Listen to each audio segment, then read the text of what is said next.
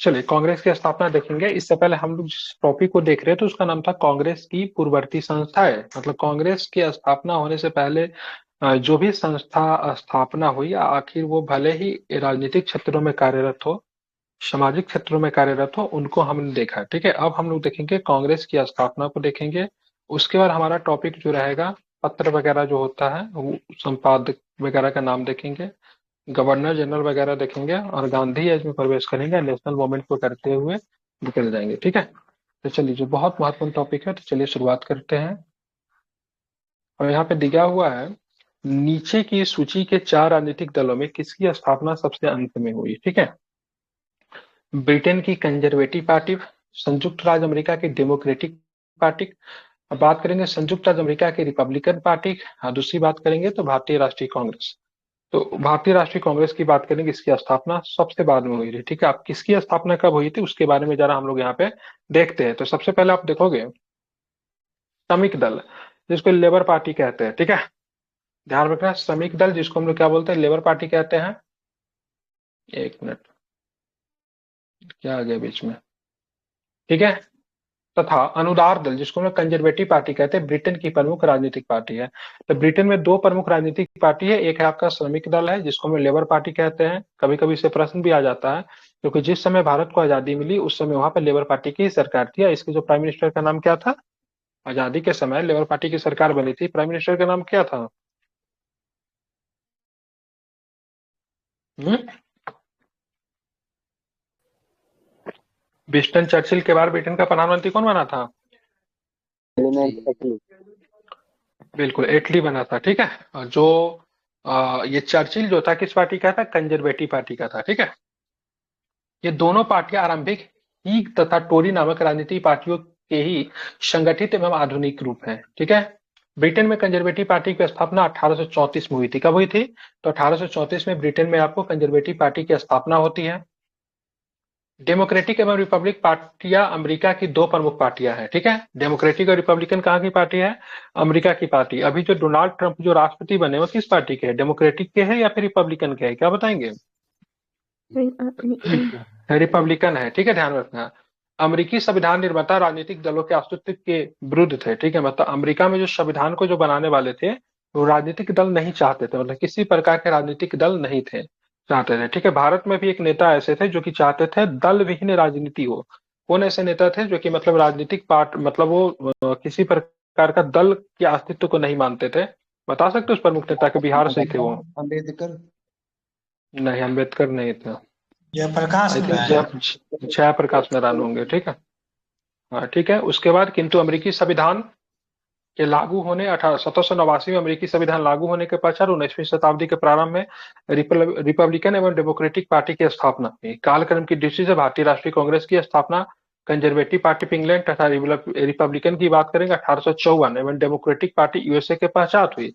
भारतीय राष्ट्रीय कांग्रेस की स्थापना दिसंबर 1885 में अवकाश प्राप्त अधिकारी ए होम ने बंबई में की थी। भारतीय राष्ट्रीय कांग्रेस के प्रथम अध्यक्ष डब्ल्यू सी बनर्जी थे। अगर हम बात करेंगे भारतीय राष्ट्रीय कांग्रेस के अध्यक्ष, भारतीय राष्ट्रीय कांग्रेस के इनका बात करेंगे, क्या नाम है इनका, ए होम की बात करेंगे, कहाँ के अधिकारी थे, किस जिला से आते थे? इटावा से आते थे। कहाँ से आते थे? इटावा। ठीक है, और एक चीज और भी ध्यान में रखना, ये पक्षी वैज्ञानिक भी थे। ठीक है, बताना है। भारतीय नेशनल कांग्रेस की गठन के बारे में निम्नलिखित में से कौन सा कथन सही है? आईएनसी की स्थापना 1885 में बंबई में हुआ। आईएनसी के प्रथम अध्यक्ष डब्ल्यू सी बनर्जी थे। दोनों में से कौन सा स्टेटमेंट सही है, फिर दोनों ही सही है? दोनों सही है। दोनों सही है। ठीक है, इस्माइल खाना बंद करो, भूख लग जाती है। ठीक है, या फिर बोलना बंद करो, दोनों काम साथ में नहीं। खा रही है ना? बताओ, हम जी। भूखे हैं या खाना खा रही है? जब तक एग्जाम नहीं हो जाता तब तक फास्टिंग में रहिए।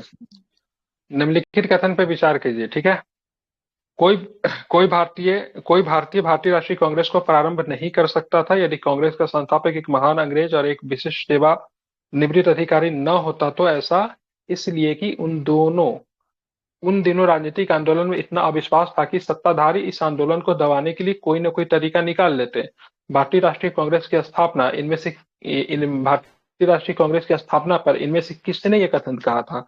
मतलब कोई भारतीय भारतीय राष्ट्रीय कांग्रेस को प्रारंभ नहीं कर सकता था यदि कांग्रेस का संस्थापक एक महान अंग्रेज और एक विशिष्ट सेवा निवृत्त अधिकारी न होता। ऐसा इसलिए कि उन दिनों राजनीतिक आंदोलन में इतना अविश्वास था कि सत्ताधारी इस आंदोलन को दबाने के लिए कोई ना कोई तरीका निकाल ही लेते। ठीक है, ये बात किसने कही थी? बेडनवर्ड ने, गोखले ने, पामदत्त ने, या फिर एलन ऑक्टावियन हुम ने? किसने की थी? तो ध्यान रखें, गोखले साहब ने कही थी। किसने कही थी?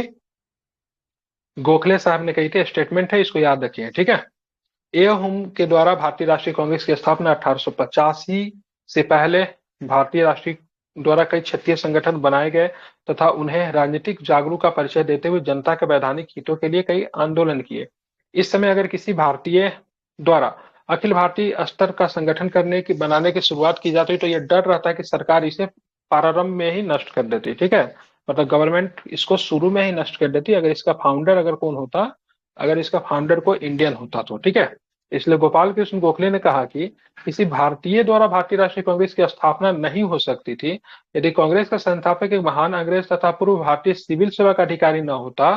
तो उन दिनों राजनीतिक आंदोलन में इतना अविश्वास था कि सत्ताधारी अंग्रेज मतलब सरकार इस आंदोलन को दबाने के लिए कोई ना कोई तरीका क्या करती, निकाल लेती। ठीक है, भारतीय राष्ट्रीय कांग्रेस की स्थापना किस वर्ष हुई थी तो क्या बताएंगे? तो 1885 में हुई थी। ठीक है, भारतीय राष्ट्रीय कांग्रेस के संस्थापक कौन थे? तो ध्यान में रखेंगे क्या थे? तो एओ हुम की बात करेंगे तो भारतीय राष्ट्रीय कांग्रेस के क्या थे? तो संस्थापक थे। ठीक है, अब आगे चलेंगे। बताइए, the founder of Indian National Congress was क्या थे? तो सिविल सर्वेंट थे, सामाजिक कार्यकर्ता थे, या फिर क्या कुछ और थे? तो ध्यान में रखना है क्या थे हुए? तो एक सिविल सर्वेंट थे। नीचे दे वक्तव्य दिए गए हैं, एक को कथन ए तथा दूसरे को कारण आर कहा गया है। एओ हुम फाउंडेड इंडियन नेशनल कांग्रेस। एओ हुम ने इंडियन नेशनल कांग्रेस की स्थापना की। उनका विचार था कि भारत के लोग अपनी स्वाधीनता की लड़ाई इंडियन नेशनल कांग्रेस की सहायता से करेंगे। ठीक है, तो ध्यान में रखना है, दोनों ही कथन की बात करेंगे तो ध्यान रखना है ये तो सत्य है लेकिन आर क्या है? गलत है। ठीक है, भारतीय राष्ट्रीय कांग्रेस की स्थापना 1885 में एलन ऑक्टेन हुम ने की थी, लेकिन उनका उद्देश्य भारतीयों को स्वाधीनता की लड़ाई के लिए प्रोत्साहित करने का नहीं था। मतलब उनका कोई पर्पस नहीं था ये लोग स्वाधीनता की लड़ाई कांग्रेस की सहायता से लड़े।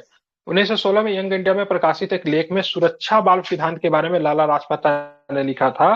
कौन सा? सुरक्षा बाल्ब सिद्धांत। क्या था ये सिद्धांत?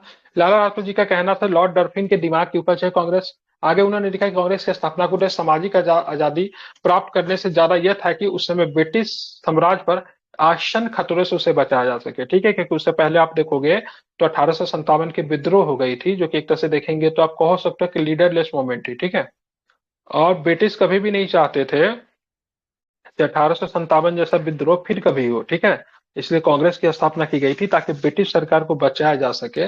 कभी भी किसी प्रकार को कोई दिक्कत होगी तो कांग्रेस जो होगी उसमें क्या करेगी? बचाव करेगी। ठीक है, तो लाला लाजपत राय ने कहा से भाई साहब ये तो कांग्रेस के ब्रिटिश के लिए सुरक्षा बाल्ब था। ठीक है, मतलब उसको बचाने के लिए, ब्रिटिश गवर्नमेंट को प्रोटेक्ट करने के लिए। ठीक है, और देखोगे 1857 के विद्रोह के बाद किसी भी इस तरह का जन विद्रोह जो था, आंदोलन हुए, लेकिन आंदोलन और विद्रोह में अंतर होता है। ठीक है, आंदोलन क्या होता है? कायदे में रखकर होता है। विद्रोह में, ठीक है, ध्यान में रखना है क्या होती? Government was targeted. दिसंबर 1885 में इंडियन नेशनल कांग्रेस का सर्वप्रथम अधिवेशन कहाँ पे आयोजित हुआ था? क्या बताओगे? तो कहाँ पे हुआ? तो ध्यान रखना है बॉम्बे में हुआ। कहाँ पे हुआ? बॉम्बे में हुआ। इंडियन नेशनल कांग्रेस का प्रथम अधिवेशन 28 दिसंबर 1885 को स्थित बंबई में किस परिसर में हुआ? तो गोकुलदास तेजपाल संस्कृत कॉलेज। क्या बताएंगे? गोकुलदास तेजपाल संस्कृत कॉलेज के परिसर में आयोजित किया गया। इस अधिवेशन की अध्यक्षता किसने की? तो डब्ल्यू.सी. बनर्जी ने किया, जो कि भारतीय राष्ट्रीय कांग्रेस के प्रथम अध्यक्ष हुए थे। कांग्रेस के अधिवेशन में कुल कितने लोगों ने पार्टिसिपेट किया? कितने प्रतिनिधि शामिल हुए थे? क्या बताएंगे? 72 प्रतिनिधि जो थे यहाँ पे आए। कितने आए? तो ध्यान रखना 72 प्रतिनिधि जो थे यहाँ पे आए, इसको आपको ध्यान में रखना, महत्वपूर्ण है। जिनमें अधिकतर वकील एवं पत्रकार थे। ज्यादातर लोग कौन थे? वकील एवं पत्रकार थे। ध्यातव्य हो कि कांग्रेस की स्थापना भारतीय राष्ट्रीय संघ के नाम से 1884 में एओ हुम द्वारा की गई, जिनका नाम दादा भाई नौरोजी के सुझाव पर बंबई में आयोजित अधिवेशन में इंडियन नेशनल कांग्रेस कर दिया गया था। मतलब कांग्रेस की स्थापना आप देखोगे तो भारतीय राष्ट्रीय संघ, ध्यान रखना इंपॉर्टेंट है, उसके 1884 में ही की गई थी एओ हुम के द्वारा, लेकिन इसी का नाम बदलकर भारतीय राष्ट्रीय कांग्रेस कर दिया गया था। और कब किया गया था? 1885 में। कांग्रेस शब्द को कहां से लिया गया था? क्या बताओगे? Congress word taken from America. ठीक है। ब्रिटिश संसद को क्या सॉरी, अमेरिकन संसद को क्या बोलते हैं? कांग्रेस। क्या होता, लोअर हाउस है कांग्रेस की, अपर हाउस है? कोई हाउस नहीं है, ठीक है। इंटायर कांग्रेस मतलब संसद होता है। लोअर हाउस को वहां पे पीपुल्स रिप्रेजेंटेटिव बोलते हैं और अपर हाउस को वहां पे सीनेट बोलते हैं, ठीक है। ध्यान रखें, तो कांग्रेस शब्द वहीं से लिया गया है। कांग्रेस के प्रथम अधिवेशन की मांगों में मुख्यतः प्रशासनिक सुधारों और सैन्य गतिविधियों में कमी लाने पर बल दिया गया था। कांग्रेस के प्रथम अधिवेशन 1885 में एओ हुम को राष्ट्रीय कांग्रेस का महासचिव बनाया गया, ठीक है, और ये जीवन भर महासचिव ही थे, ठीक है। विलियम बेडनबर्ग ने भारतीय राष्ट्रीय कांग्रेस को सेफ्टी बाल्ब कहा था। हालांकि सेफ्टी बाल्ब मेनली लाला लाजपत राय भी कहा था, विलियम बेडनबर्ग ने भी कहा था, बहुत लोगों ने कहा था, ठीक है, लेकिन लाला लाजपत राय ने यंग इंडिया में लिखा भी था। प्रथम अधिवेशन में कितने प्रतिनिधियों ने पार्टिसिपेट किया था, क्या बताएंगे? 72। 72 ने किया था। कितना किया था? 72 ने किया था, ठीक है। एक चीज ध्यान में ये रखना, बिहार से एक भी प्रतिनिधि नहीं थे प्रथम अधिवेशन में, ठीक है। बिहार से एक भी नहीं थे, ठीक है। बताना है आपको, बंबई में भारतीय राष्ट्रीय कांग्रेस के प्रथम अधिवेशन की अध्यक्षता किसने की, तो क्या बताएंगे? बनर्जी साहब ने। भारतीय राष्ट्रीय कांग्रेस का 1885 महासचिव कौन था, तो क्या बताएंगे? कौन थे, तो क्या बताएंगे? तो एओ हुम, ठीक है, ध्यान रखें, एओ हुम, ठीक है। चलिए, हाँ, अब बताइए, आगे चलते हैं। निम्नलिखित कथनों में से कौन से भारतीय राष्ट्रीय कांग्रेस के गठन के बारे में सत्य है, ठीक है। Which of the following statement about the formation of the Indian National Congress are true, correct, ठीक है, बताइए। भारतीय राष्ट्रीय कांग्रेस की बात करेंगे तो भारतीय राष्ट्रीय कांग्रेस का गठन दिसंबर 1885 में कलकत्ता में मोतीलाल नेहरू की अध्यक्षता में हुए एक राष्ट्रीय सम्मेलन में हुआ, तो गलत है नहीं है? बताना है, भारतीय राष्ट्रीय कांग्रेस के गठन के संबंध में सुरक्षा वाल्व सिद्धांत विलियम बेडन द्वारा लिखित एवं उनकी जीवनी से प्रकट होता है, तो इन्होंने तो दिया था, ठीक है। बात करेंगे, एक प्रारंभिक निर्णय यह था कि अध्यक्ष उसी क्षेत्र से होगा जहां वह अधिवेशन होगा, ये भी था। डब्ल्यू सी बनर्जी भारतीय राष्ट्रीय कांग्रेस के पहले अध्यक्ष थे, ये भी था, ठीक है। क्या लिया है? तो डब्ल्यू सी बनर्जी भारतीय राष्ट्रीय कांग्रेस प्रथम अध्यक्ष थे, गलत है ये, ठीक तो है ये। 2 और 4 किया तो है सही। ये प्रारंभिक निर्णय नहीं था, सॉरी, ये बाद में लिया गया था, ठीक है। ये तो था होता, जिस क्षेत्र में अधिवेशन होता था ना उसी के अध्यक्ष भी होते थे, लेकिन ये अर्ली डिसीजन नहीं था, ठीक है। तो 2 और 4 आपका सही लिया है, ठीक है, ध्यान में रखना। 1885 की बात करेंगे, यहाँ पे ध्यान में, 1885 में डब्ल्यू सी बनर्जी द्वारा इंगित भारतीय राष्ट्रीय कांग्रेस के निम्न उद्देश्यों में से कौन सा सही नहीं, मतलब कौन सा नहीं था, ठीक है। देश के हितों की रक्षा करने वाले भारतीयों के बीच संपर्क और मित्रता बढ़ाना, देशवासियों के बीच में जाति संप्रदाय और प्रांतीय पक्षपातों की भावना को दूर करना, उसमें राष्ट्रीय एकता भावना को विकसित करना, शिक्षित वर्ग की पुनः सम्मति में महत्वपूर्ण और आवश्यक सामाजिक विषयों को बीच में बारे में विचार प्रकट करना, यह निर्धारित करने आगामी वर्षों में भारतीय लोकहित के लिए किस दिशा में किस आधार पर कार्य किया जाए। क्या पूछ रहा है, कौन नहीं था, बताइए क्या होगा आंसर? Option B. देशवासियों के बीच में जाति संप्रदाय तथा संप्रदाय पक्षपातों की भावना को दूर कर राष्ट्रीय एकता की भावना को विकसित करना, कांग्रेस का उद्देश्य नहीं था। क्या लिया इसके आंसर? ऑप्शन ई लिया है, ठीक है। मतलब मेरे हिसाब से सारे ही सही लग रहे हैं इसका। ध्यान रखना, कांग्रेस के प्रथम अध्यक्ष व्योमकेश चंद्र बनर्जी ने भारतीय राष्ट्रीय कांग्रेस के प्रथम अधिवेशन में निम्न उद्देश्य बताए थे। स्वराज्य के भिन्न भिन्न भागों में राष्ट्र के हित के कार्यों में संलग्न ऐसे व्यक्तियों के परस्पर घनिष्ठता और मित्रता को बढ़ावा देना कि देश की देने की दिशा में कार्य है। अपने सभी राष्ट्र प्रेमियों, जाति धर्म प्रांतीय के सभी संभव पूर्वाग्रहों को सीधे मित्रतापूर्ण व्यक्तिगत संपर्क को दूर करना और राष्ट्रीय एकता की उन भावनाओं को पूरी तरह से विकसित तथा संगठित करना, जिन दशाओं में और जिन तारीख से अगले 12 महीनों में देश के राजनीतिक लोकहित के लिए कार्य करना, उनका निर्धारण करना। सारे ही ऑप्शन सही थे, बताना इसलिए ऑप्शन नहीं होगा। भारतीय राष्ट्रीय कांग्रेस के प्रथम अधिवेशन के बारे में निम्नलिखित कथनों पर विचार करना है, बताइए। यह 1885 में बंबई में हुआ था।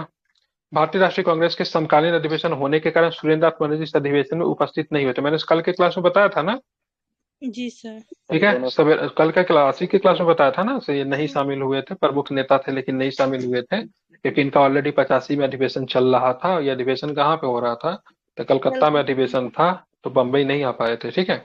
तो भारतीय राष्ट्रीय कांग्रेस की स्थापना 28 दिसंबर 1885 को बंबई में एओ होम द्वारा की गई, जिसका प्रथम अधिवेशन 1885 में हुआ, जिसकी अध्यक्षता डब्ल्यू सी बनर्जी ने किया।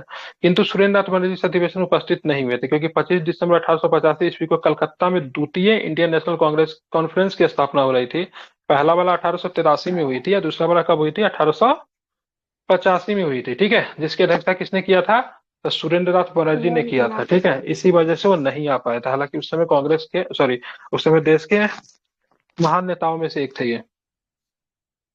निम्नलिखित में से कौन कांग्रेस की स्थापना अधिवेशन में उपस्थित नहीं था? तो क्या बताएंगे? वो सुरेंद्र नाथ बनर्जी जो थे, नहीं थे। बताना आपको, निम्नलिखित भारतीय नेताओं में से कौन एक ब्रिटिश द्वारा इंडियन सर्विस सिविल सर्विस से बर्खास्त कर दिए गए थे? तो सुरेंद्र नाथ बनर्जी की बात की बर्खास्त की गई थी। पहले आईएएस थे, सॉरी आईसीएस थे, या फिर दूसरे आईसीएस थे? तो क्या बताएंगे ये? दूसरे से। पहले कौन थे? तो क्या बताएंगे? तो पहले जो थे सत्येंद्र नाथ टैगोर थे, ठीक है। हाँ, तो सुरेंद्र नाथ बनर्जी का जन्म 1848 में कलकत्ता में एक प्रतिष्ठित ब्राह्मण परिवार में हुआ था, ध्यान में रखना है। 1868 में कलकत्ता विश्वविद्यालय से स्नातक की परीक्षा उत्तीर्ण करने को उन्होंने 1869 में सिविल सर्विस प्रतियोगिता परीक्षा को उत्तीर्ण किया। सही आयु के बारे में विवाद होने के कारण उन्हें इस परीक्षा में अयोग्य ठहरा दिया गया, किंतु बाद में उन्हें न्याय मिला और सिलहट के सहायक न्यायाधीश के पद पर उनकी नियुक्ति हो गई, ठीक है। पहले आयु को लेकर दिक्कत हुआ, बाद में न्याय मिला, इनको नियुक्ति की गई सिलहट में। कुछ समय के बाद जिला न्यायाधीश सदरलैंड की शिकायत पे उन्हें बर्खास्त कर दिया गया, ठीक है। ये नाम ध्यान में रखना। शिकायत किसने की थी? तो सदरलैंड ने शिकायत की थी, जो कि वहां का जिला न्यायाधीश था, ठीक है। तो उम्र का विवाद भी हुआ था इनके साथ, और बाद में इनको बर्खास्त भी कर दिया गया था। बस थोड़ी सी मामूली प्रशासनिक भूल चूक के कारण इनको निकाल दिया गया था सर्विस से। ये भी आप चाहो तो ध्यान में रख सकते हैं, इंपॉर्टेंट है, बोलना नहीं है, ठीक है। अब आगे आते हैं। भारतीय राष्ट्रीय कांग्रेस के संदर्भ में निम्नलिखित में से कौन सा एक सुरक्षा बल सिद्धांत के अर्थ को समझता है? एक सिद्धांत जिसने ये तर्क दिया कि कांग्रेस का गठन असंतुष्ट शिक्षित भारतीयों के लिए सुरक्षित अभिव्यक्ति के रूप में हुआ है। एक सिद्धांत जिसने तर्क दिया कि कांग्रेस का गठन भारतीय लोगों के प्रति अंग्रेजों की शत्रुतापूर्ण व्यवहार के प्रति सुरक्षित अभिव्यक्ति के रूप में हुई है। या फिर ये सिद्धांत जो ये मानता था कि अंग्रेजों द्वारा 1857 के पूर्व रिपब्लिक एक दूसरे के प्रति अपने विभेदों को समाधान सौहार्दपूर्ण तरीके से कर इसलिए हुआ था। इसका ऑप्शन ए है, ठीक है। एक सिद्धांत जिसने तर्क दिया कि कांग्रेस का गठन असंतुष्ट शिक्षित भारतीयों के लिए सुरक्षित अभिव्यक्ति के रूप में हुआ था, ठीक है। Theory that argue that the Congress was formed as a safe outlet to discontented educated Indians, ठीक है। इसको आपको ध्यान में रखना, यही सही है। 1857 की क्रांति की विफलता के बाद भारतीय जनता में पनपते असंतोष को हिंसा के ज्वालामुखी का रूप धारण करने और फूटने से रोकने के लिए वायसराय लॉर्ड डफरिन के निर्देश पे एओ होम ने शिक्षित व्यक्तियों को लेकर 72 राजनीतिक कार्यकर्ताओं के सहयोग से 28 दिसंबर 1885 को भारतीय राष्ट्रीय कांग्रेस की स्थापना की, जो ब्रिटिश सरकार के लिए सेफ्टी वाल्व का कार्य करे। सेफ्टी वाल्व का सिद्धांत इसी धारणा पे क्या थी? आधारित थी। किसने कांग्रेस को सूक्ष्मदर्शी अल्पसंख्यक जनता का प्रतिनिधित्व बताते हुए मजाक उड़ाया था?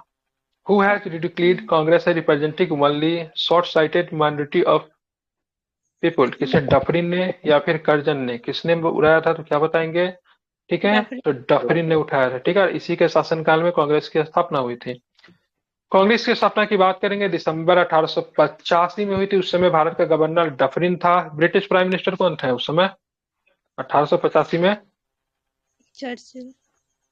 वाह, बहुत सुंदर स्मेल, बहुत सुंदर। थोड़ा सा रोटी और खाओ, 3-4, ठीक है। और कोई? नहीं सर, वो गोलमेज सम्मेलन के टाइम। वो भी गलत है, गोलमेज सम्मेलन के समय भी नहीं था, ये भी गलती बोली है। और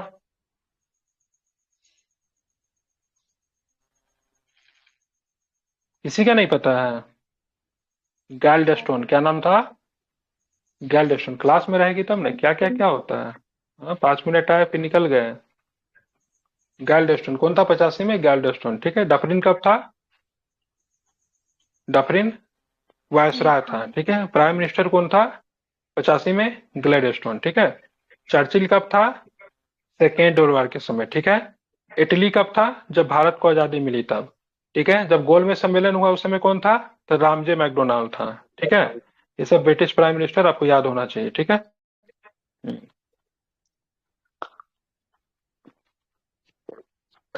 फर्स्ट वर्ल्ड वॉर के समय कौन था?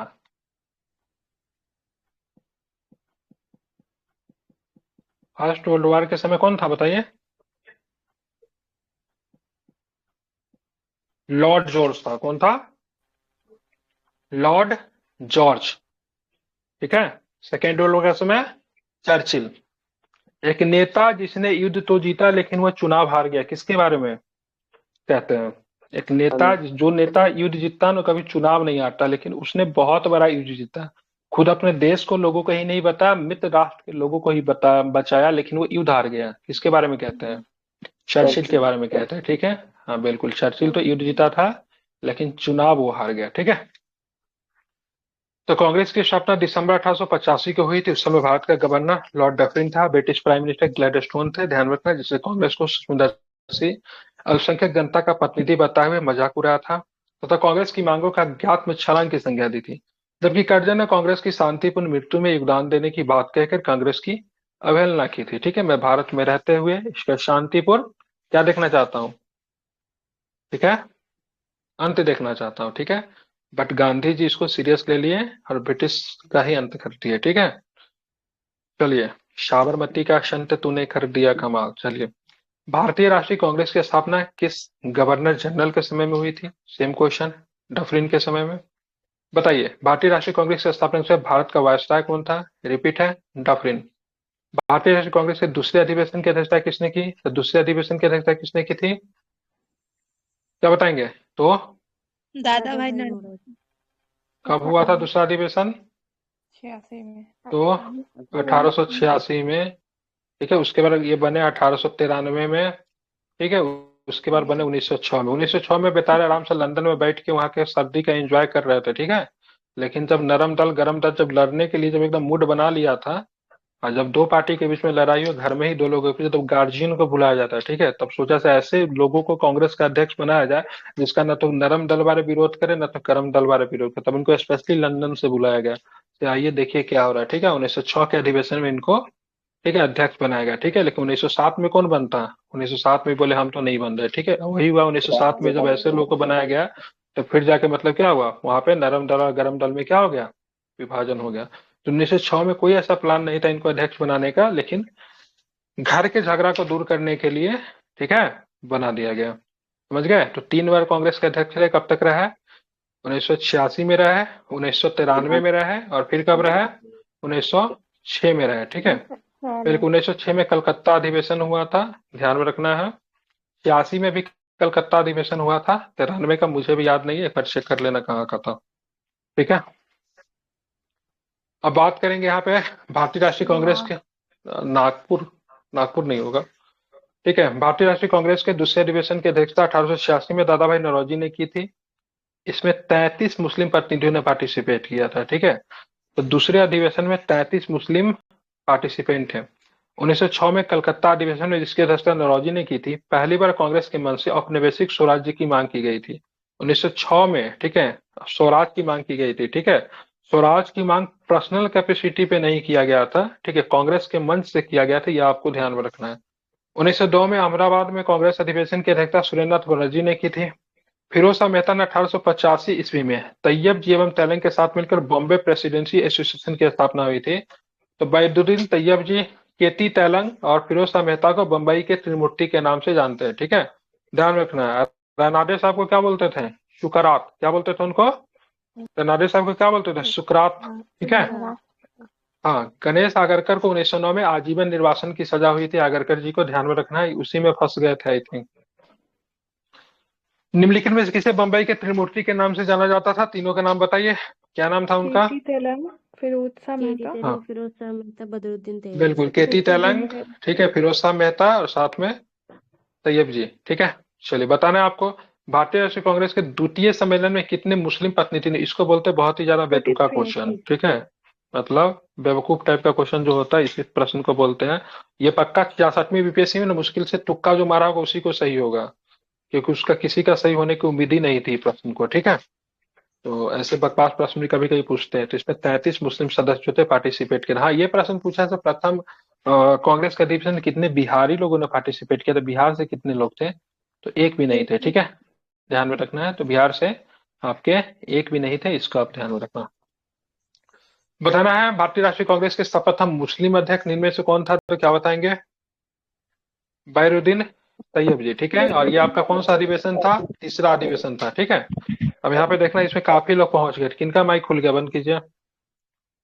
भारतीय राष्ट्रीय कांग्रेस की बात करेंगे तो 1887 में मद्रास चेन्नई में संपन्न तीसरे अधिवेशन में प्रथम मुस्लिम अध्यक्ष बैरुद्दीन तैयब जी थे। इस अधिवेशन में 607 प्रतिनिधियों ने हिस्सा लिया। यह पहला सम्मेलन था जिसके कार्य का संचालन का भार प्रतिनिधियों की एक कमेटी के हाथों में सौंपी गई थी, क्योंकि लोग काफी पहुंच चुके थे।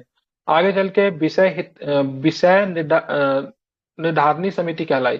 कांग्रेस का पहला अवसर था जब आम जनता में कांग्रेस में शामिल होने की अपील की गई। सरकारी अधिकारियों की यहाँ पे आलोचना की गई थी। आगे देखिए, the first women president of Indian National Congress was Sarojini Naidu. तो गलत हो जाएगा, सही होगा क्या? फर्स्ट वुमेन थी ये? फर्स्ट वुमेन नहीं थी, फर्स्ट इंडियन वुमेन थी। क्या बताएंगे? फर्स्ट इंडियन वुमेन आप करोगे तो सही होगा, ऐसे गलत हो जाएगा, ठीक है।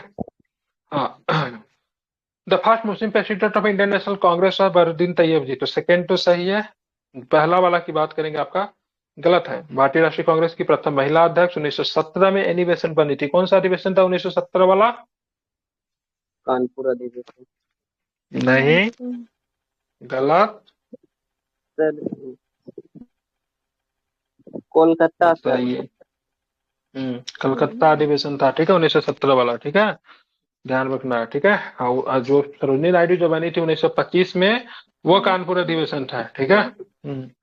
27 से 28 दिसंबर 1887 को, ठीक है, मद्रास में संपन्न कांग्रेस के तीसरे अधिवेशन में प्रथम मुस्लिम अध्यक्ष बैरुद्दीन तैयब जी को। ये आराम से ये लोग जाते थे, 27 से 28 तक अधिवेशन करते थे। ये आराम से 30-31 तारीख हो जाती थी, 31 को रात में पार्टी करते थे ये लोग, ठीक है, फिर 1 तारीख को न्यू ईयर मनाते हुए निकल जाते थे, ठीक है। तो ये आराम से 31 तारीख तक, 1 तारीख तक 3-4 दिन आराम से अधिवेशन वो चलती थी। आराम से किसी नदी किनारे वगैरह किसी साफ जगह के लोग चुनते थे, टेंट वगैरह गाड़ते थे और पार्टी उटी करके आराम से निकलते थे। शुरू में कुछ होता नहीं था, ठीक है, बस 2-4 गो नेता को क्या करते थे, ब्रिटिश गवर्नमेंट को निंदा प्रस्ताव पारित कर दिए, सरकारी नीतियों का वो कर दिए, खाते थे पीते थे फिर निकल लेते थे, कुछ नहीं होता था। बदलाव कब आया? बदलाव आया बंगाल विभाजन जब हुआ ना 1905 में, उसके बाद बदलाव आया। उसके बाद ब्रिटिश को ना कांग्रेस ना खटकने लगी, लेकिन तब तक कांग्रेस जो था अपने क्या में चरम पे चला गया था, ठीक है, टोटली डेवलप्ड हो चुका था, ठीक है। अब चीजें जो थी बदल चुकी थी, अब कांग्रेस किसी के हाथ का नहीं रहा। फिर गांधी जी आते तो गांधी जी सीधे सीधे कांग्रेस के सदन में कांग्रेस को ही रोस्ट करते थे। हमको लगता है पहले रोस्ट करने वाले नेता जो थे गांधी जी थे, और सीधे कहते ये भारतीय राष्ट्रीय कांग्रेस जो अपने आप को पूरे देश का प्रतिनिधित्व कहती है, और यहाँ पे बैठे हुए 5-10 टाई और सूट पहने हुए लोग अपने आप को पूरे देश का प्रतिनिधित्व करते हैं, तो उनकी सबसे बड़ी भूल है। भारत की आत्मा गांव में बसती है। जब तक कांग्रेस में भारत के लोग शामिल नहीं होंगे, ठीक है, सभी लोग नहीं शामिल होंगे, तब तक कांग्रेस अपने आप को कभी भी पूरे देश का प्रतिनिधित्व कहने वाली संस्था कह ही नहीं सकती है। और उसने एक तरह से देखेंगे तो करजन ने जो कहा था उस बात को उन्होंने हूबहू कह दिया। सॉरी, डफरिन ने जो बात कहा था, मतलब उन्होंने जस्टिफाई कर दिया सर, कांग्रेस वाकई में सूक्ष्म लोगों का प्रतिनिधित्व करती है, ठीक है। फिर गांधी जी जब वहां पे राइज हुआ तो उन्होंने कांग्रेस में, ठीक है, वैसे लोगों को जोड़ना शुरू किया क्योंकि गांव से आते थे, क्योंकि कांग्रेस में कौन थे, टाई बेल्ट पहने हुए लोग होते थे, जमींदार लोग भरे हुए थे, तो मजदूर और किसान कहाँ से आएंगे, ठीक है।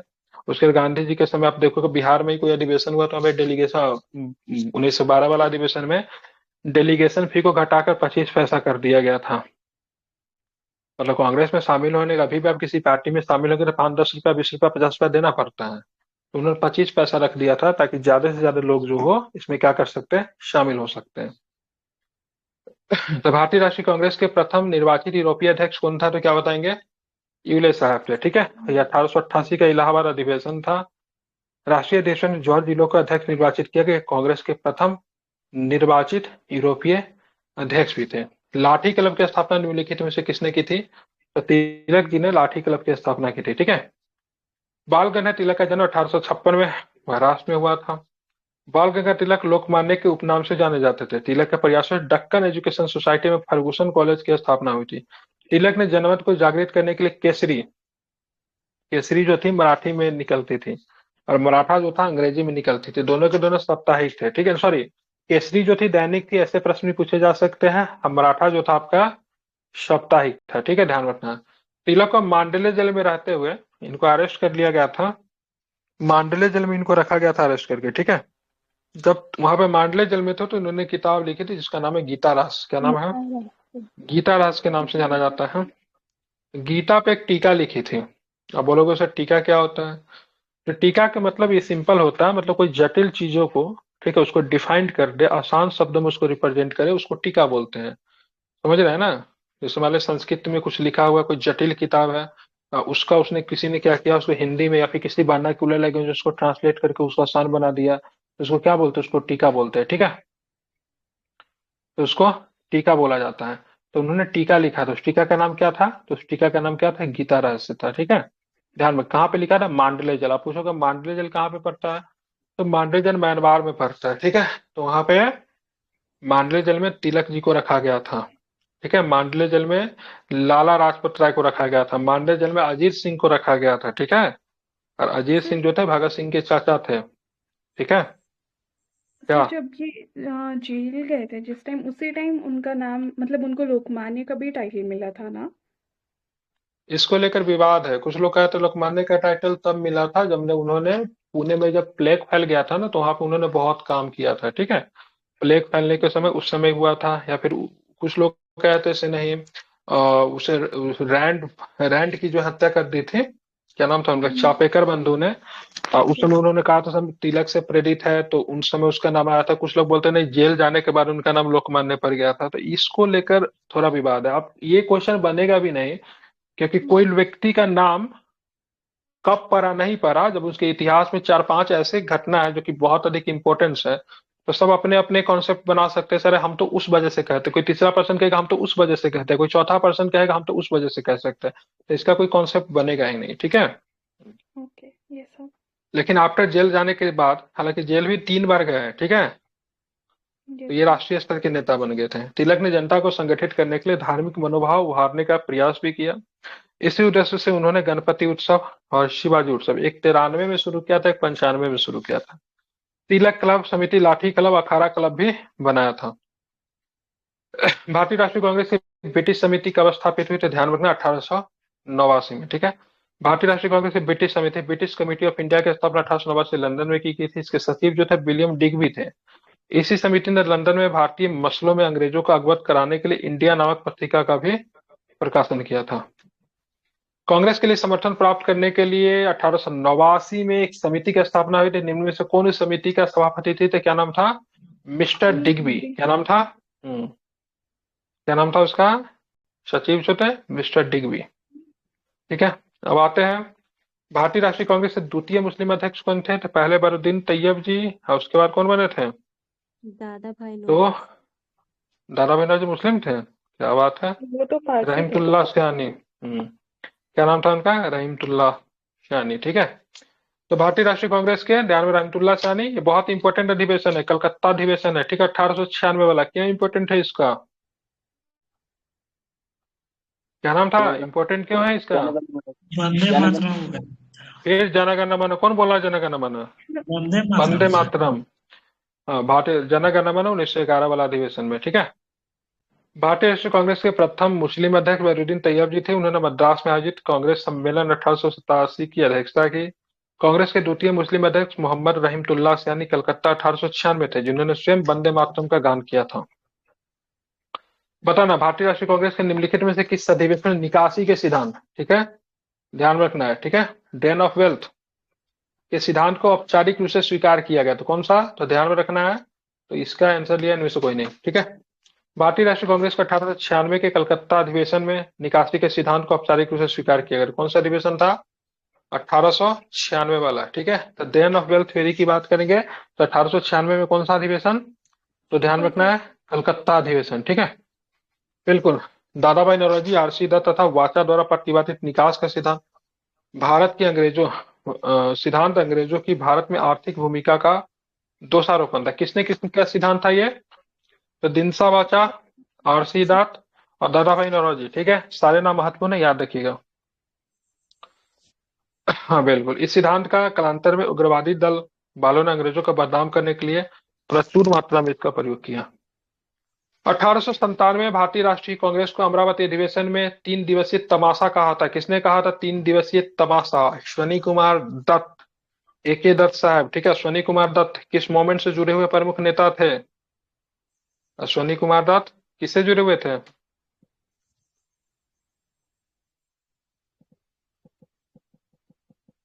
बताइए, किसी का नाम लेके पूछता हूँ, किसका नाम लो? नाम लेने पे आप लोग शर्मा जाते हो। चलो मैं ही बता देता हूँ। बंगाल स्वदेशी विभाजन, ठीक है। बंग भंग मूवमेंट से जुड़े हुए थे, ध्यान में रखना है। बंगाल विभाजन के समय बंग भंग आंदोलन जो चला था, उसके स्वदेशी मूवमेंट जिसको बोलते हैं, सबसे प्रमुख नेता थे, ठीक है, ध्यान रखना। मतलब इनकी चलती इतनी थी, एक ब्रिटिश अधिकारी जो था ना, उनको मतलब लंदन से ना कपड़ा मंगाना था बाहर का, तो भारत का तो लोग पहनते नहीं थे। तो वहां किसी कंपनी को फोन किया गया, बोला यार लोग तो जहाज से आ ही रहे, 2-4 शर्ट पैंट मेरे लिए भेज दो। तो उन्होंने बोला ठीक है भेज दूंगा, लेकिन पहले अश्वनी कुमार दत्त से लिखवा के लाओ, तो भेजेंगे तो वहां पे उतरने देगा, क्योंकि वो लोग किसी भी कपड़ा को उतरने नहीं देते, ठीक है। तो इस समय उनकी इतनी चलती चलती थी। तो स्वदेशी मूवमेंट के दौरान स्वदेशी अपनाओ और विदेशी कपड़ों का बहिष्कार करो, इसका विचार देने वाला अश्वनी कुमार दत्त ही थे, ठीक है। तो बहुत ही परमानेंट नेता थे स्वदेशी मूवमेंट के दौरान। और ये बिलोंग करते थे ना, ये ईस्ट बंगाल से आते थे, ठीक है। वेस्ट बंगाल नहीं होंगे, ईस्ट बंगाल से आते थे, मतलब अभी का बांग्लादेश, उधर से ही आते थे, ठीक है। पता ना निम्नलिखित में से किसने कांग्रेस के प्रारंभिक अधिवेशन को 3 दिवसीय तमाशा कहा था? तो ध्यान में रखना है, अश्वनी कुमार दत्त ने। ये उग्र उग्र उग्र विचार के वाले थे ये। निम्नलिखित राजनीतिक पार्टियों में से ब्रिटिश किसको राजद्रोह का कारखाना कहते थे? ठीक है। तो भारतीय राष्ट्रीय कांग्रेस से बाद में नहीं, काफी चिढ़ना शुरू कर दिए थे, ठीक है। शुरू में तो नहीं, लेकिन बाद में बड़ा चिढ़ना शुरू कर दिए थे। तो भारतीय राष्ट्रीय कांग्रेस को ब्रिटिश राजद्रोह का कारखाना कहते, तो आसरा कर्जन ने कांग्रेस के बारे में टिप्पणी करते गंदी चीज, देशद्रोही संगठन कहा। भारतीय राष्ट्रीय कांग्रेस की स्थापना एवं के द्वारा 28 दिसंबर 1885 को की गई। भारतीय राष्ट्रीय कांग्रेस को 1905 के बनारस अधिवेशन की अध्यक्षता कौन थे? तो गोपाल कृष्ण गोखले। कौन हो जाएंगे? गोपाल कृष्ण गोखले, ध्यान में रखना है। तो भारतीय राष्ट्रीय कांग्रेस के 1905 में बनारस अधिवेशन की अध्यक्षता गोपाल कृष्ण गोखले ने की। कांग्रेस का 21वां अधिवेशन था। बनारस अधिवेशन में गोखले ने विपक्ष के नेता की उपाधि दी। गोपाल कृष्ण गोखले ने 1905 में the servants of India society नामक संस्था की भी स्थापना किया था, ठीक है। गोपाल कृष्ण गोखले ने कांग्रेस के किस अधिवेशन की अध्यक्षता की? तो 1905 वाला बनारस अधिवेशन। बताना निम्नलिखित में से किस आंदोलन के कारण भारतीय राष्ट्रीय कांग्रेस का विभाजन हुआ, जिसके फलस्वरूप नरम तथा गरम दल का उदय हुआ? तो स्वदेशी मूवमेंट। कौन सा? स्वदेशी स्वदेशी आंदोलन, ठीक है। अब ध्यान रखो, स्वदेशी मूवमेंट की बात करेंगे तो जब 1906 का सेशन होता है या फिर 1905 का सेशन होता है, 1907 का सेशन, उसमें 2-3 चीजें कॉमन निकल कर आई, जिस चीज को लेकर ध्यान में रखेंगे। नरम दल वाले तैयार नहीं थे, ठीक है। कौन कौन चीज था उस पर हम लोग बात करेंगे, कौन कौन थी व्यक्तित्व थे जिन पे दोनों तैयार नहीं थे। स्वदेशी आंदोलन की शुरुआत बंगाल विभाजन के परिणाम से 1905 में, जिसमें ब्रिटिश वस्तुओं का बहिष्कार किया और स्वदेशी उत्पादन को प्रोत्साहित किया। गरम दल, जिनको हम उग्रवाद के जगह पर राष्ट्रवाद शब्द का प्रयोग कर रहे हैं, राष्ट्रवाद के समर्थक अरविंद घोष थे।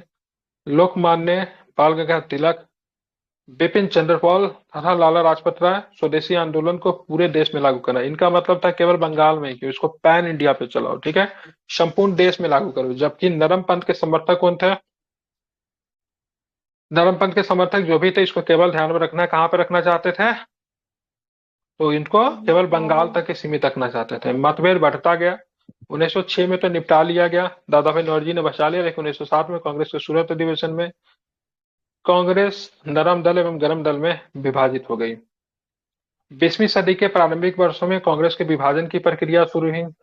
तो ध्यान में रखना क्या रीजन हो सकते हैं, तो इनका सबसे था कांग्रेस आंदोलन के रणनीति पे है, strategy of the Congress movement, कैसे चलाया जाए, ठीक है, संपूर्ण भारत में चलाया जाए या फिर केवल बंगाल में चलाया जाए, पर्पस क्या होना चाहिए, ठीक है, ध्यान रखेंगे। साथ में कांग्रेस आंदोलन में लोगों की भागीदारी कैसे सुनिश्चित की जाए, इन सारे ही चीजों को लेकर विवाद हुआ।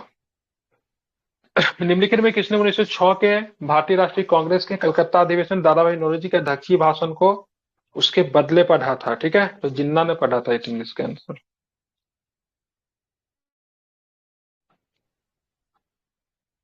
मैंने कहीं भी जिन्ना पढ़ा था इसके बारे में कि जिन्ना ने तैयार किया था, क्योंकि सचिव था वहां पे।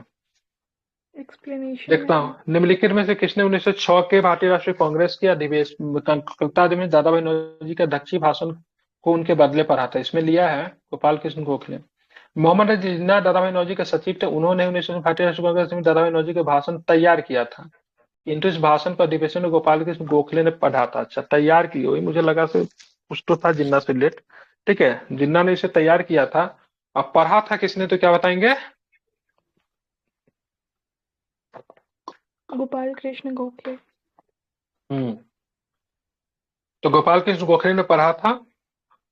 दादाभाई नौरोजी ने इनको, सॉरी, मोहम्मद अली जिन्ना ने क्या किया था, सचिव तैयार किया था, क्योंकि दादाभाई नौरोजी के क्या थे, सचिव थे। निम्नलिखित में से किस नेता ने 1906 में कलकत्ता में कांग्रेस अधिवेशन की अध्यक्षता की थी? तो दादाभाई नौरोजी ने की थी। और इनका कौन से अध्यक्षता था इनका, कितने नंबर का था, तो क्या बताएंगे? थर्ड वाला। ठीक है, तो इनका तीसरा नंबर का था। कौन था? तो तीसरा नंबर का था। कांग्रेस के मन से भारतीय राष्ट्रीय कांग्रेस के लिए अधिवेशन में प्रथम बार स्वराज शब्द व्यक्त किया था। किसने किया था स्वराज शब्द, किसने व्यक्त किया था? तो दादाभाई नौरोजी ने ही स्वराज शब्द को व्यक्त किया था कलकत्ता अधिवेशन में। ठीक है, 1906 में। 1906 की बात करेंगे तो 1906 में भारतीय राष्ट्रीय कांग्रेस अधिवेशन कलकत्ता में हुआ, जिसकी अध्यक्षता दादाभाई नौरोजी ने की। इसी अधिवेशन में बतौर अध्यक्ष दादाभाई नौरोजी ने भारतीय राष्ट्रीय कांग्रेस का लक्ष्य स्वराज घोषित किया। अध्यक्ष पद से भाषण देते उन्होंने पहली बार स्वराज की मांग की थी। इस अधिवेशन में, इस सम्मेलन में स्वदेशी आंदोलन, बहिष्कार आंदोलन, स्वदेशी आंदोलन, बहिष्कार आंदोलन, राष्ट्रीय शिक्षा में स्वशासन के संबंध में 4 प्रस्ताव भी पारित किए गए थे। बताना है आपने कांग्रेस के स्वराज प्रस्ताव वर्ष 1906 में पारित किया कि इसका उद्देश्य क्या था? अपने लिए संविधान बनाने का अधिकार, परंतु ऐसा नहीं हुआ। ठीक है, या फिर टू सर्व सेल्फ रूल, स्वशासन सुनिश्चित करना। ठीक है, ध्यान रखिए, इसलिए स्वराज। भारतीय इतिहास की निम्नलिखित घटनाओं पे सही अनुक्रम को पहचानिए। इंडियन मुस्लिम लीग की स्थापना 1906 में, सूरत विभाजन 1907 में, बंगाल विभाजन, पार्टीशन ऑफ बंगाल 1905 में, राजधानी के कलकत्ता से दिल्ली का हस्तांतरण की बात करें 1911 में। मतलब ऑप्शन नंबर 4 की बात करेंगे सबसे लास्ट में, मतलब सी। ठीक है, बंगाल विभाजन 16 अक्टूबर 1905 को घोषणा की गई। इंडियन मुस्लिम लीग की स्थापना की बात करें 30 दिसंबर 1906 को। सूरत विभाजन 1907 में। ठीक है, राजधानी के कलकत्ता से दिल्ली हस्तांतरण की बात करेंगे तो 1912 में हुआ था। ठीक है, घोषणा कब हुई थी? तो घोषणा 1911 में हुई थी, लेकिन राजधानी गया था कब? तो ध्यान रखना, राजधानी कब गई थी? तो राजधानी 12 में गई थी। ठीक है, बिल्कुल ठीक है, 1912 में राजधानी गई थी, इसको आपको ध्यान में रखना चाहिए। ठीक है, अब आगे आते हैं। ठीक है, कितने क्वेश्चन है इस टॉपिक में? भारतीय राष्ट्रीय कांग्रेस के बाद 1906 में विख्यात कलकत्ता अधिवेशन में 4 संकल्प पारित किए गए थे। सूरत 1907 में हुए कांग्रेस के अगले अधिवेशन में इन चारों संकल्पों को स्वीकार करने अथवा उन्हें अस्वीकृत करने के प्रश्न पर कांग्रेस में विभाजन हो गया। निम्नलिखित में से कौन सा एक संकल्प इन चारों में नहीं था? ठीक है, तो ध्यान रखें क्या नहीं था। तो बंगाल के विभाजन को रद्द करना यह नहीं था, बाइकॉट का था, राष्ट्रीय शिक्षा था, नेशनल एजुकेशन और स्वदेशी भी था। बंगाल विभाजन के बाद उत्पन्न परिस्थितियों का एक प्रत्यक्ष परिणाम यह हुआ कि कांग्रेस के अंदर नरम दल और गरम दल के मध्य विरोध और तीव्र हो गया। इसके फलस्वरूप 1907 में सूरत अधिवेशन में कांग्रेस 2 भागों में विभाजित हो गया। 1906 में कलकत्ता अधिवेशन में 4 संकल्प पारित हुए, एक बहिष्कार, राष्ट्रीय शिक्षा, स्वदेशी और स्वशासन। ठीक है, 1906 वाला में बताना है यहाँ पे, कथनों पे विचार करना। भारतीय राष्ट्रीय कांग्रेस का प्रथम अधिवेशन कलकत्ता में हुआ, गलत है। भारतीय राष्ट्रीय कांग्रेस का दूसरा अधिवेशन दादाभाई नौरोजी की अध्यक्षता में हुआ, ठीक है। भारतीय राष्ट्रीय कांग्रेस तथा मुस्लिम लीग दोनों लखनऊ अधिवेशन में, सॉरी, भारतीय राष्ट्रीय कांग्रेस और मुस्लिम लीग दोनों ने लखनऊ में 1916 में अधिवेशन किया था, लखनऊ समझौता संपन्न हुआ। ठीक है, 2 और 3 सही है, ध्यान में रखना है। एओ हम द्वारा संस्थापित भारतीय राष्ट्रीय कांग्रेस की प्रथम बैठक 28 से 31 दिसंबर 1885 को बंबई के गोकुलदास तेजपाल संस्कृत विद्यालय परिसर में हुआ, जिसकी अध्यक्षता किसने की थी? बंकिम चंद्र बनर्जी ने की थी। ठीक है, भारतीय राष्ट्रीय कांग्रेस का दूसरा अधिवेशन 1886 में होता है, कहाँ पे होता है? कलकत्ता में, जिसकी अध्यक्षता दादाभाई नौरोजी ने की थी। इस अधिवेशन सुरेंद्रनाथ बनर्जी नेशनल कॉन्फ्रेंस का कांग्रेस में विलय हो गया। तो ये बनर्जी साहब वाला जो कॉन्फ्रेंस था, नेशनल कॉन्फ्रेंस, उसको मिला दिया गया इसमें। 1906 की बात करेंगे तो ढाका में नवाब सलीमुल्लाह द्वारा मुस्लिम लीग के गठन के बाद सांप्रदायिक सौहार्द बिगड़ने लगा। मदन मोहन मालवीय एवं श्रीमती एनी बेसेंट के प्रयासों से, दोनों का नाम ध्यान में रखेंगे। ये गलत लग रहा है ना, मदन मोहन मालवीय थे कि तिलक थे? मेरे हिसाब से तिलक एवं एनी बेसेंट के प्रयासों से हुआ था, मालवीय ने तो शायद इनका विरोध किया था। सर तिलक ही होगा। मालवीय ने शायद इनका विरोध किया था, ठीक है, एक बार चेक कर लीजिए, मालवीय जी ने आई थिंक विरोध किया था।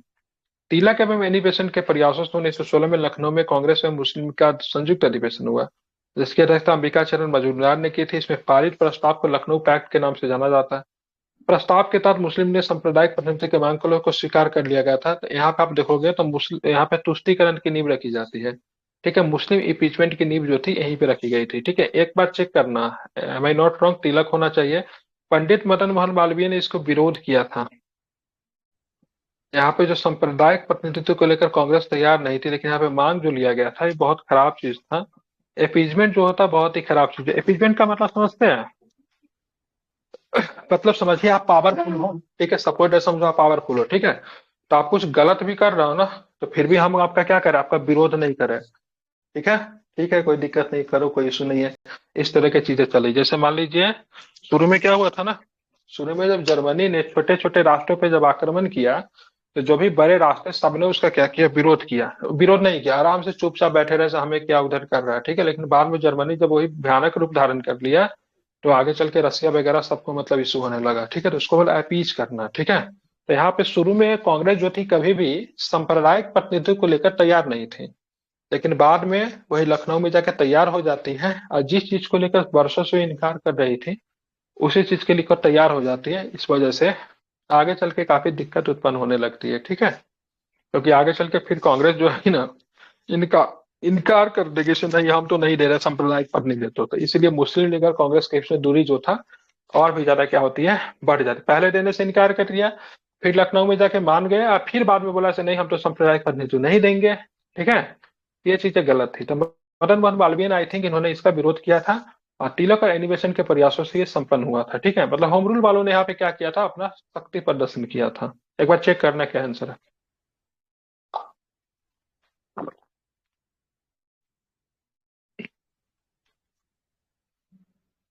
मतलब हमको तो लगता है बहुत, ये भी सोचता होगा तो गूगल पे क्या लिखेंगे कि चेक होगा, नहीं। हम्म, नो सर। चलिए चेक करके देख लेना आप लोग।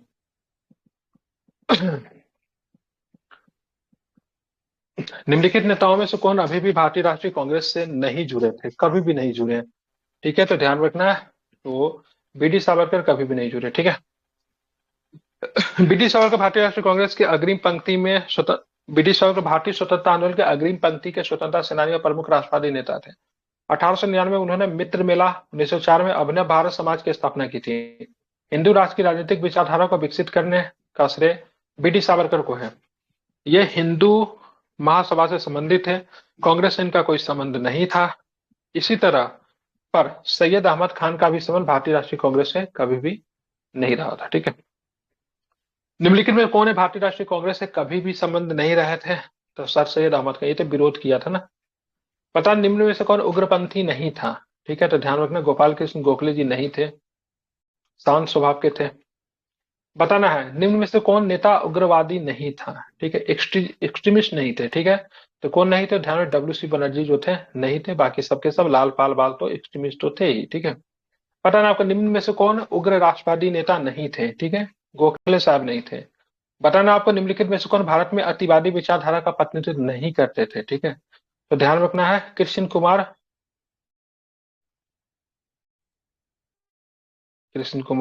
मित्र, कृष्ण कुमार मित्र, Ashwani Kumar Dutt,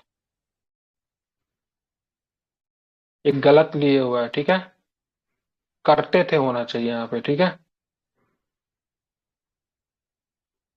Ashwani Kumar Dutt, who among the following did not represent a militant nationalist school of throughout day? Ashwani Kumar Dutt, Lala Lajpat Rai, अच्छा अच्छा ठीक है, कृष्ण कुमार मित्र, चलो मैं ही गलत है, कृष्ण कुमार मित्र, ठीक है। भारत में अतिवादी विचारधारा का प्रतिनिधित्व कृष्ण कुमार मित्र नहीं करते। ये उदारवादी तथा या नरमपंथी विचारधारा के समर्थक थे। अतिवादी या उग्रवादी या गर्म दल के समर्थक लाला लाजपत राय, बिपिन चंद्र पाल, श्री अरविंद घोष, अश्वनी कुमार दत्त एवं विष्णु शास्त्री चिपुलकर थे, ठीक है। बताना है कांग्रेस के नरम दल के नेताओं के आंदोलन की पत्ती क्या थी, तो ध्यान रखें कॉन्स्टिट्यूशनल एजिटेशन, इसको बोलते थे राज वामपंथ आंदोलन। मतलब संविधान के दायरे में रहकर मतलब क्या करना, विरोध करना। कांग्रेस के नरम दल के नेताओं के आंदोलन की प्रमुख पद्धति, ठीक है, राज्य वामपंथ आंदोलन था। प्रशासन में भारतीयों की भागीदारी तथा जनता में राजनीतिक जागरूकता उत्पन्न करना, अनुकूलन, परिघटन, उग्रवादियों की मुख्य मांगे थी। 20वीं शताब्दी के आरंभिक 2 दशकों में भारतीय राष्ट्रीय कांग्रेस का मुख्य लक्ष्य औपनिवेशिक स्वायत्तता थी। निम्नलिखित में से कौन सा एक प्रारंभिक कांग्रेस की मांग नहीं था? तो प्रासंगिक सेवाओं में उच्चतम श्रेणियों का भारतीयकरण, पूर्ण स्वराज, पूर्ण स्वतंत्रता, तो ये तो कभी नहीं था। पूर्ण स्वराज, पूर्ण स्वतंत्रता क्या नहीं था? पूर्ण स्वराज की मांग कब आई? पूर्ण स्वराज 1929। की मांग, बिल्कुल ठीक है। तो जब आपका लाहौर सेशन होता है तब पूर्ण स्वराज की मांग आती है, ठीक है। मतलब लाहौर अधिवेशन 1929 के दौरान उठाई गई थी, ठीक है। हाँ, कांग्रेस चरणपति तो अस्थायी बंदोबस्त का विस्तार की मांग नहीं रखी गई थी। निम्नलिखित में कौन सी मांग नहीं रखी गई थी? अस्थायी बंदोबस्त का विस्तार जो था, एक्सटेंशन ऑफ परमानेंट सेटलमेंट, ये भी नहीं था। सार्वभौमिक व मताधिकार की बात करेंगे, सशस्त्र अधिनियम का निरसन भी था। सेना में भारतीयों के लिए ऊंचे पद भी था। इस सार्वभौमिक व मताधिकार अभी आपका कॉन्स्टिट्यूशनल राइट भी है। कौन सा आर्टिकल से इसके लिए? 326 भगवान का है। हाँ, 326, ठीक है, ध्यान में रखना। चलिए आगे देखेंगे। भारतीय राष्ट्रीय कांग्रेस के नरम दलीय आंदोलन के संबंध में निम्नलिखित कथनों पर कौन सा कथन सही नहीं है? वे भारत से संपदा के अपहरण के लिए ब्रिटिश की आलोचना करते थे। They criticise the British for drain of wealth from India. बिल्कुल। They advocate boycott of foreign goods. वे विदेशी माल के बहिष्कार की वकालत करते थे। तो नरम दल का नहीं ध्यान में सर। रखना है, नहीं होगा, ठीक है। वे जमींदार और भारतीय जन के शोषण की समस्या की उपेक्षा करते थे, ठीक है। और वे ब्रिटेन की सामाजिक अर्थव्यवस्था में भारत द्वारा निभाई जा रही जमींदारों की भूमिका को समझते थे। तो भारतीय राष्ट्रीय कांग्रेस नर्मदे आंदोलन का निम्नलिखित कथनों में से कौन सा सही नहीं है? ठीक है, इसका आंसर लिया। वे जमीन क्या लिया है? वे जमींदारी द्वारा जमींदारों भारतीय ग्रामीण जन के शोषण की समस्या की उपेक्षा करते थे। They ignore the issue of explanation of Indian rural people by zamindar. ये गलत लिया है, ठीक है। तो भारतीय राष्ट्रीय कांग्रेस से 2 प्रकार के दल थे, एक नरम था तो दूसरा गर्म था, ठीक है। गर्म दल के नेता ब्रिटेन के साम्राज्यिक अर्थव्यवस्था के भारत के योगदान को समझते थे, इसलिए इनके राष्ट्रीय आंदोलन में विदेशी शासन प्रणाली को उखाड़ फेंकने की प्रणाली को नहीं अपनाए थे। स्वपन दादा भाई नौरोजी ने भारतीय संपदा के अपहरण के लिए ब्रिटिश सरकार की आलोचना की। नरम दल के नेता जमींदारों द्वारा भारतीय ग्रामीण जन शोषण की समस्या की आलोचना करते थे। उन्होंने स्वदेशी आंदोलन के दौरान विदेशी माल का बहिष्कार किया था, जबकि गर्म दलीय नेता समझौते और याचना की जगह सशस्त्र विद्रोह ही अपना अधिकार समझते थे, ठीक है, ध्यान में रखना। अब आते हैं यहाँ पे देखेंगे निम्नलिखित में से कौन सी राष्ट्रीय आंदोलन में उदारवादी राजनीतिक प्रणाली नहीं है, ठीक है। तो उदारवादी तो नहीं है ना, विदेशी शासन को उखाड़ फेंकना, ये उदारवादी नहीं है। अधिकतर नरमपंथी नेता कहाँ से आते थे? तो ये शहरी क्षेत्रों से आते थे। कहाँ से आते थे? शहरी क्षेत्रों से आते थे नरमपंथी नेता। नरमपंथी नेता से रानाडे साहब थे, दादाभाई नौरोजी थे, डब्ल्यू.सी. बनर्जी थे, गोपाल कृष्ण गोखले थे, फिरोज शाह मेहता थे। ये अधिकतर शहरी थे, अपने अपने क्षेत्र में सफल व्यक्ति थे, अर्थात राजनीतिक इनका पेशा नहीं था। उपाधि और बड़े बड़े पद इनको आकर्षित करते थे। एक बार फिरोज शाह मेहता ने स्वयं कहा था, कांग्रेस की आवाज जनता की आवाज नहीं है। फिरोज शाह मेहता ने क्या कहा था? कांग्रेस की आवाज जो है जनता की आवाज नहीं है। तो ये लोग समय समय पे कांग्रेस में रहते हुए कांग्रेस को रोस्ट भी करते थे। तो प्रारंभिक राष्ट्रीय आंदोलन की आधारभूत कमजोरी उनका संकीर्ण सामाजिक आधार था, काफी सीमित था। मैंने बोला ना, गांधी जी जब आते थे इसका एक्सटेंशन करते हैं गांव तक। यह इनमें सम्मिलित होने वाला सामाजिक समूह के संकीर्ण हितों के लिए लड़ता था। बताना कौन सा सही है? आर गलत है, ध्यान में रखना है, बाकी ए सही है। राष्ट्रीय आंदोलन की सफलता के पीछे अनेक कारण थे, किंतु इनकी प्रारंभिक आधारभूत कमजोरी इनका संकीर्ण सामाजिक अधिकार था, क्योंकि प्रारंभिक दौर में उदारवादी नेतृत्व दादा भाई नौरोजी, महादेव गोविंद रानडे, गोपाल कृष्ण गोखले, फिरोज शाह मेहता, सूर्यनाथ मुखर्जी आदि सबके सब उच्च वर्गीय थे। लेकिन ये उदारवादी नेतृत्व सामाजिक समूहों के संकीर्ण स्वार्थों के लिए नहीं लड़ता था, बल्कि अशिक्षित जनता में चेतना जगाना चाहता था। बाद में भारत की व्यापक जन चेतना व सामाजिक आंदोलन के सूत्रधार बने। इन्हीं के विचारों का प्रभाव आगामी राजनीतिक पृष्ठभूमि का आधार बना। शुरू में तो कुछ नेता का मानना यह था सभी भारत के गांव के लोग या फिर भारत के निम्न जनता को इसलिए शामिल नहीं करेंगे क्योंकि कांग्रेस की क्या उपयोगिता उसको समझ नहीं पाएंगे, मतलब उनका एजुकेशन अभी कम है, तो उनको पहले शिक्षित करेंगे, पहले उनको समझाएंगे, फिर उनको कांग्रेस में शामिल करेंगे, फिर उनको आगे के जन आंदोलन के लिए हम तैयार कर सकते हैं। इस तरह की चीजें थी। ग्रैंड ऑड मैन की संज्ञा किसे दी जाती है, तो क्या बताएंगे? दादा भाई नौरोजी। और भारतीय ग्लैडस्टोन किसे बोलते हैं, ग्लैडस्टोन? उन्हीं को। हाँ ठीक है, भारतीय ग्लैडस्टोन भी इन्हीं को बोलते हैं, ठीक है। तो दोनों इन्हीं को कहा जाता है, ये भी आपको ध्यान में रखना चाहिए, इंपॉर्टेंट है, ठीक है। चलिए आगे चलते हैं। तो ध्यान में रखना है, हाँ 1865 में लंदन में इंडियन सोसाइटी, 1866 में ईस्ट इंडिया एसोसिएशन की स्थापना की थी। ब्रिटिश हाउस ऑफ कॉमन्स में चुने जाने वाले पहले प्रतिनिधि थे, और ये 1892 में चुने गए थे, फिन्सबरी से चुने गए थे। और किस पार्टी से चुने गए थे बता सकते हैं?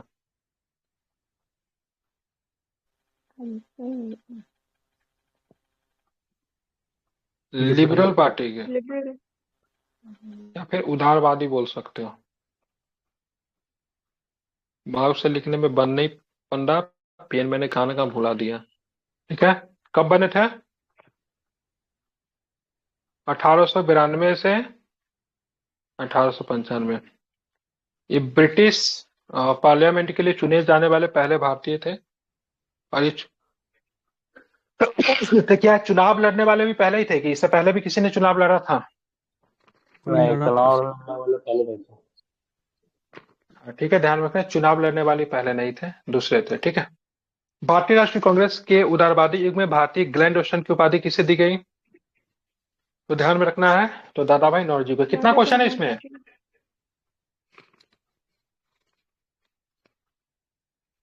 क्वेश्चन कितने हैं? किसी ने देखा नहीं क्या? चेक करके बताइए।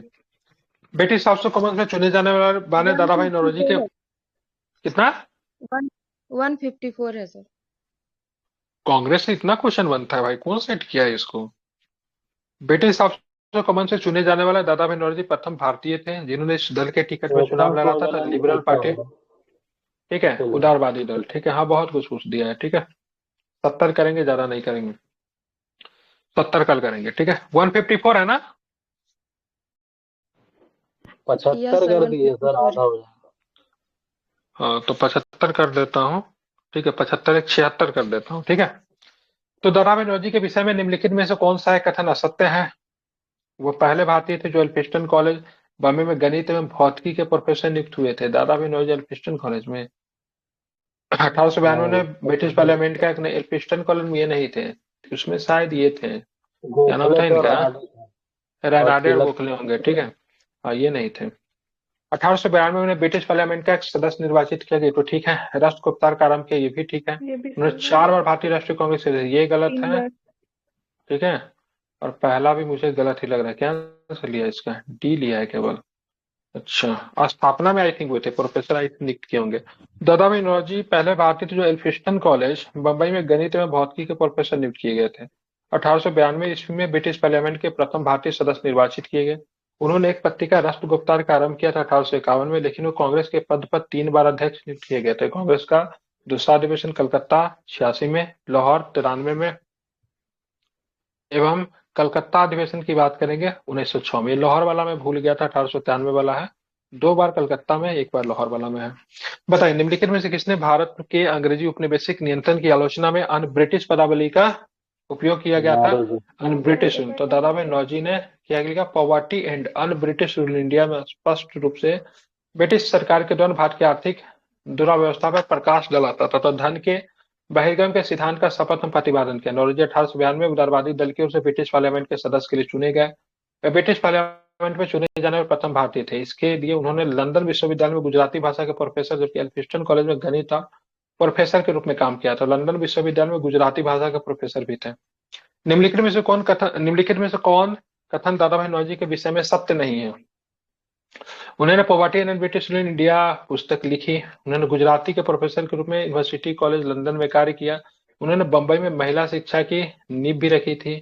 वे ब्रिटिश पार्लियामेंट के लिए अनुदारवादी मतलब कंजर्वेटिव पार्टी से नहीं चुने गए थे, लिबरल पार्टी से चुने गए थे। लिबरल तो पार्टी। ये आपका गलत है।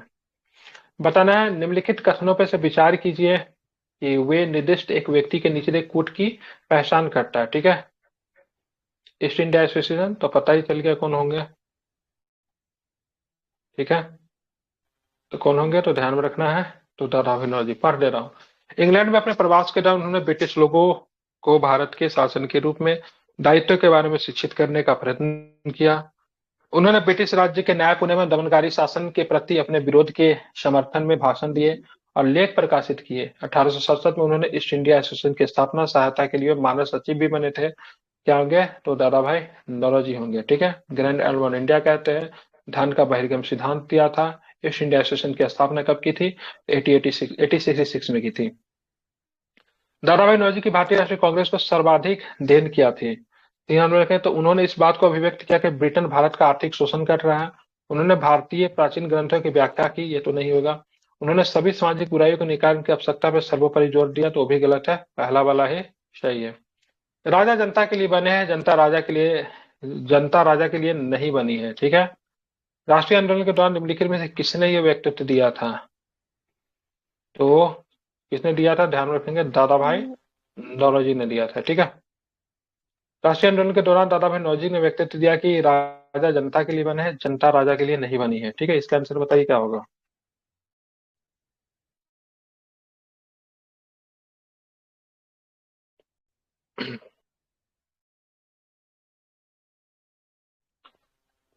आवाज आ रही है? निम्नलिखित में से किसने इंडियन नेशनल कांग्रेस की नरम दलीय राजनीति की अभिव्यक्ति आलोचना न्यू लैम्प्स फॉर ओल्ड शीर्षक से की थी? किनका था यह शीर्षक? तो अरविंद घोष का था। ठीक है, इंडियन नेशनल कांग्रेस की नरम दलीय राजनीति की अभिव्यक्ति आलोचना न्यू लैम्प्स फॉर ओल्ड शीर्षक से लेखों की श्रृंखला के द्वारा अरविंद घोष ने की थी। यह प्रमुख बंगाली क्रांतिकारी थे जो कालांतर में योगी बन गए थे। इन्होंने यह विचार व्यक्त की कि राजनीतिक स्वतंत्रता हमारे राष्ट्र का जीवन प्राण है तथा इसे प्राप्त करना आवश्यक है। 1908-9 में सरकार ने इन्हें मन्निक तल्ला बम कांड में फंसाकर इन्हें 1 वर्ष की कैद की सजा दी थी, लेकिन अंततः इन्हें छोड़ दिया गया। इनके उपरांत अरविंद घोष 1910 में पांडिचेरी चले गए। ठीक है, वहां पे ऑरिवली आश्रम की स्थापना की। उन्होंने अपने जीवन के अंतिम वर्ष पांडिचेरी में व्यतीत किया था। ये जो केस जो था, ये जो आप देख रहे हो, मन्निक तल्ला बम कांड, और ये जो केस जो है ना, इसको कौन सा केस बोलते हैं यार? कौन सा कॉन्स्पिरेसी बोलते हैं इसको? अलीपुर। अलीपुर। ठीक है, अलीपुर कॉन्स्पिरेसी के नाम से भी जाना जाता है। ठीक है, तो इसको अलीपुर कॉन्स्पिरेसी के नाम। इनमें इनका बचाव किसने किया था? इनका बचाव जो किया था चितरंजन दास जी ने इनका बचाव किया था। ठीक है, निम्नलिखित में से कौन सा नेता कांग्रेस के गर्म दल से संबंधित था? तो अरविंद घोष जी। ठीक है, ध्यान में रखना। हाँ, इसको पढ़ लीजिए, इनकी कुछ किताबें कभी पूछ दी जाती है। तो अरविंद घोष कांग्रेस के गर्म दल से संबंधित थे। उन्होंने स्वदेशी आंदोलन के समय लाला लाजपत राय, बाल गंगाधर तिलक एवं बिपिन चंद्र के साथ मिलकर कांग्रेस के गर्मपंथी गुट का नेतृत्व करते हुए आंदोलन को लोकप्रिय बना। अलीपुर षड्यंत्र केस में चले मुकदमों में ठीक अरविंद घोष का साक्ष्य के अभाव में छोड़ दिया गया। कालांतर में अरविंद घोष राजनीति छोड़कर संन्यास ग्रहण करके पांडिचेरी के आश्रम में चले गए। उन्होंने वंदे मातरम नाम पत्रिका का संपादन किया। निष्क्रिय विरोध के सिद्धांत का प्रतिपादन भी अरविंद घोष ने किया था। इंपोर्टेंट है, मार्क कीजिए। उनके द्वारा रचित पुस्तकों में the Life Divine, Secret of Veda, essay on Gita आदि प्रमुख है। सावित्री भी एक किताब इन्हीं के द्वारा लिखा गया। दादा भाई नौरोजी, गोपाल कृष्ण गोखले, सुरेंद्रनाथ बनर्जी भारतीय राष्ट्रीय कांग्रेस के नरमपंथी विचारधारा का प्रतिनिधित्व करते थे। निम्नलिखित में से कौन भारतीय राष्ट्रीय कांग्रेस के गर्म दल का नेता नहीं थे? नरम दल के नेता नहीं थे, तो अरविंद घोष नहीं थे। अब आगे देखिए, निष्क्रिय विरोध। ठीक है, पैसिव रेसिस्टेंस कौन करते थे? क्या बताएंगे? अरविंद घोष। निम्नलिखित में से कौन एक उग्रवादी था? ठीक है, तो बिपिन चंद्र पॉल की बात करेंगे। ठीक है, तो ये क्या थे? उग्रवाद के समर्थक थे।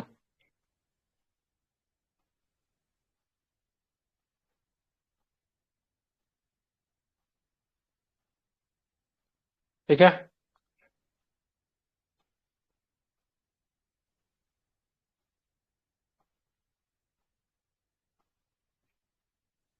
चलिए पैसिव रेसिस्टेंस की बात करेंगे या फिर निष्क्रिय विरोध का मतलब क्या होता है? एनीबॉडी एक्सप्लेन करेंगे? पूछ सकता है एग्जाम में से, क्या होता था ये?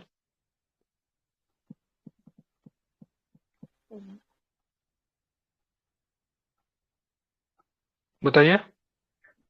सिंपली बाइकआउट सर, मतलब बिना तोड़ फोड़ किए बस। नॉन वायलेंट तरीके से गवर्नमेंट को अपोज करना बस। हाँ बिल्कुल, ठीक है, बोल सकते हो।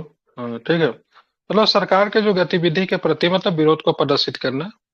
ठीक है, मतलब सरकार के साथ हाँ, सहयोग नहीं 1.5 करना है। साल से बैठ ठीक है, जाएंगे आगे। कंटिन्यूसली मतलब ध्यान में रखना है, विरोध करना है। ठीक, गांधी जी भी ऐसा करते थे। हालांकि गांधी जी का इसमें जो थ्योरी जो था सो वो मतलब इसमें हिंसा को सपोर्ट नहीं करते थे। ठीक है, मतलब कंटिन्यूसली मतलब गवर्नमेंट का मतलब क्या करना, विरोध करना। ठीक है, समझ रहे हैं ना?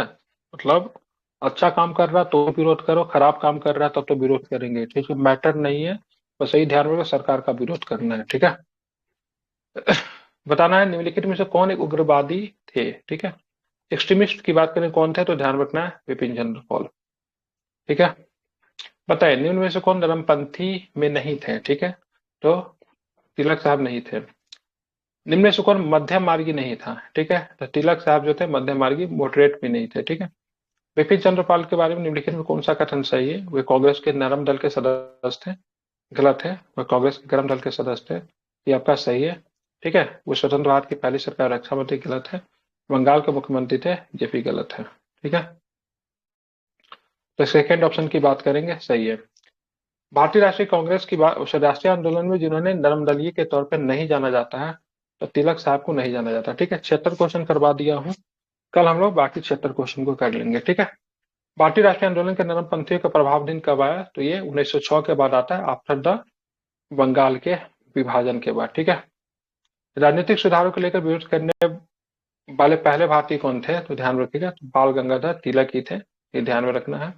अगर बात करेंगे तो इस अर्थ में उन्हें गांधी का अग्रगामी माना जा सकता है। समाज सुधार के कार्य में ब्रिटिश हस्तक्षेप के प्रबल विरोधी भी थे। गांधी जी भी अपना एज ए गार्जियन की तरह तिलक को मानते थे। ठीक है, चलिए, तो हम लोग कल पढ़ेंगे। कहाँ से पढ़ेंगे तो ध्यान रखना है, 26 27 से करेंगे, कल इसको कंटिन्यू करेंगे। ठीक है, चलिए मिलते हैं फिर कल। Thank you.